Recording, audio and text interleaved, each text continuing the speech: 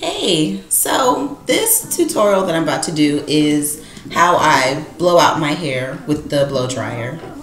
Last night I took out my mini twist and I was just gonna hot oil treatment my hair because my scalp was a little dry, so I did a hot oil treatment. Then I just decided to sleep with the plastic caps on my head. I hadn't planned on detangling it again, but I think what I want to do today is blow it out with the blow dryer. And so before I jump in the shower, I'm going to take this off and put some of this conditioner in my hair so I can easily detangle it when I get in the shower. Now, I'm not going to use the restorative conditioner because I don't want a lot of oil in my hair, as I put that direct heat in it from the blow dryer.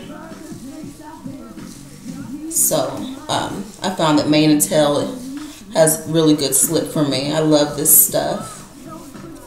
And I just saw that I had a whole bottle in my pantry, so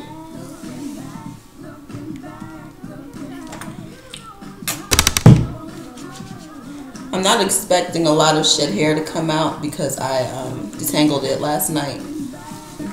I slept with the cap on my hair because I really want to get as much moisture in my hair as possible before I blow dry it, because you know that's drying.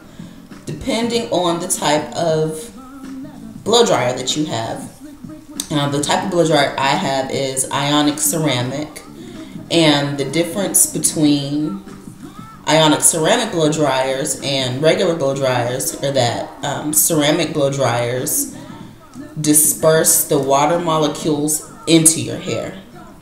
Now, there's this video that I was watching from this woman who's a hairstylist, and she's the owner of Too Groovy, Robin Grover, and how she explained it was picture a water molecule and then picture that water molecule broken up into a bunch of tinier water droplets. And when you use ionic ceramic blow dryers, instead of just drying the water, you're dispersing the water into the hair strands. So be very careful with the type of blow dryers that you use. It's the same way with flat irons. Ceramic flat irons. Okay, so I'm doing this last piece.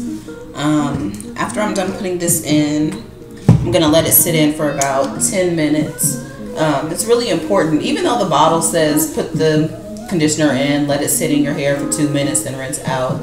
It's really important that you let it sit in a little bit longer because it needs a chance to really penetrate your hair and soften your hair. And the longer you let it sit in, the easier it is to kind of detangle through it. It's a little tip for you. Alrighty. So I'm just going to go ahead and let that sit in for a moment. Then I'm going to jump in the shower and rinse this out. And then I'm going to come back and show you how I blow dry my hair. So I'm back. I'm about to blow dry my hair, and the method that I'm going to use is the tension method, where you hold your hair and you hold the blow dryer away from it, and the tension and the heat kind of straightens your hair out a little bit. The products that I'm going to use are the Mane and Tail Barrier Heat Protectant. It's a liquid, and for my ends I'm going to use the Redken Smooth Down Heat and Glide. Now, usually I use the Redken for my whole hair when I blow dry it because it's a little thicker and I feel like it coats it better. But since it has silicones in it, after a while it gets dull, it gets a little dry. So what I'm going to do is just use this, since it's thicker, to coat my ends and spray this pretty liberally in my hair. So I'm going to go ahead and start with the first section. I'm going to work in small sections because it's just easier for me to work that way.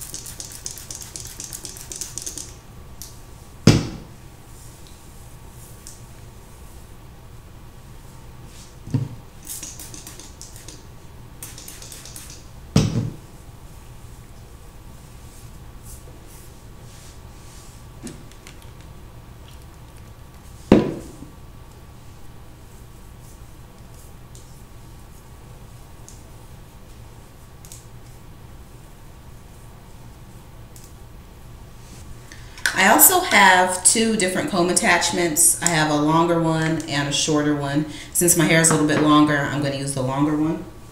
I'm going to hold the heat on and do most of the drying, about 75–85% of it away. And then the last little bit I'm going to go through and get my ends.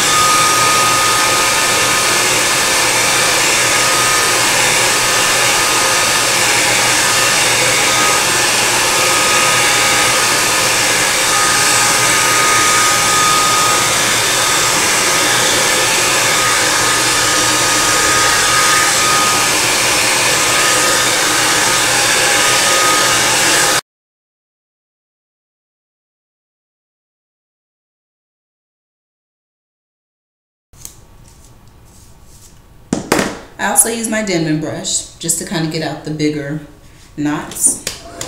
And when I'm blow drying it, as I stretch it, I'm blow drying on a higher heat. And when I go through it, I put it down on a lower or medium heat.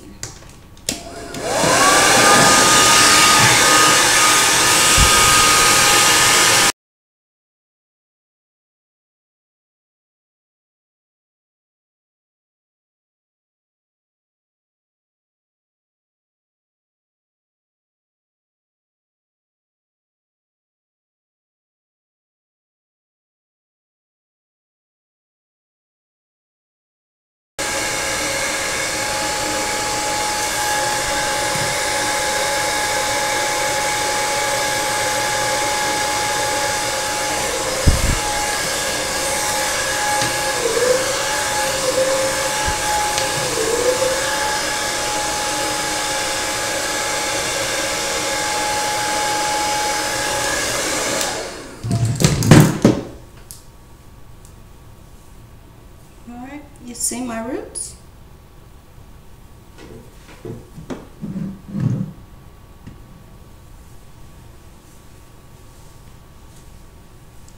Now I'm just going to braid it and get it out the way.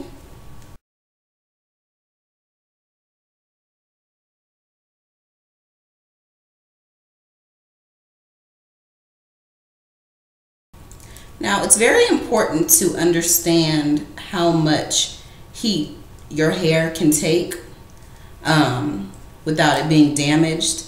I've been blow drying my hair for a very long time, and my whole method to know if it's too hot or not. Well, first it says that this this blow dryer is 1875 watts. Now, when I put the blow dryer on the back of my hand and it's too hot, that means it's too hot for my hair. So kind of play with how hot it feels to you. So when you're blow drying, I wouldn't put the heat so close while you're doing the tension method, because that kind of defeats the whole purpose of doing the tension method. You might as well just do your whole head with the comb. But what I found is that you can kind of get the same, if not better, results by kind of putting a little tension on your hair, straightening it out, and holding the heat there. You don't want too much direct heat, especially from it being just wet and going to dry. It's going to take a whole lot more heat. So that's just kind of what works for me. So I'm going to go ahead and finish this.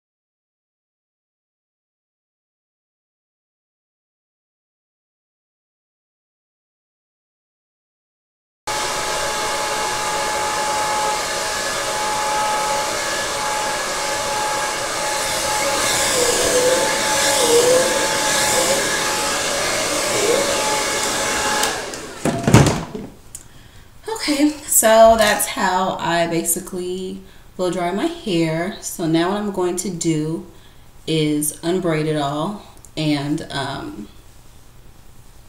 put the cool shot on my hair. And what the cool shot does, it seals the cuticle down. That's why they say when you condition that after you rinsed out the conditioner, you should rinse your hair with cold hair, because it closes and seals the cuticle down. I rarely do that. Sometimes I do, sometimes I don't.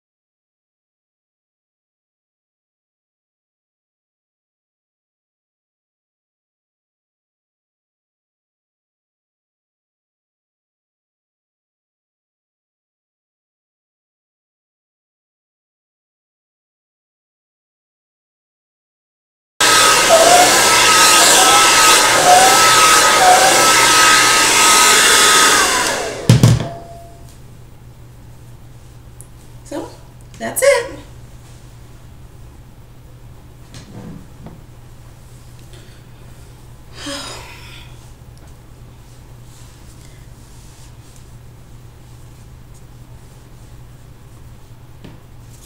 Blow dried hair. Ugh, took a long time. Actually, it didn't take too long. It took about 45 minutes. Yeah. Anyways, if you have any questions, comments, leave them in the box below, and I'll see you guys later.